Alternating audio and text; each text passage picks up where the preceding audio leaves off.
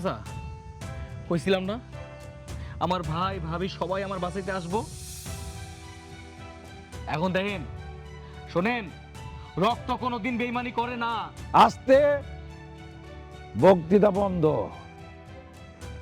আমার পুরা 8 লাখ আমারে বুঝিয়ে দিয়ে চলে যা। গলা নামায় কথা কম। আপনার 8 লাখ টাকা আপনার মুখের উপর সুইরা মাইরা আমার ভাইয়ান থেকে নিয়ে যাইব, তাই না ভাইজান? অবশ্যই। আপনার কত বড় সাহস!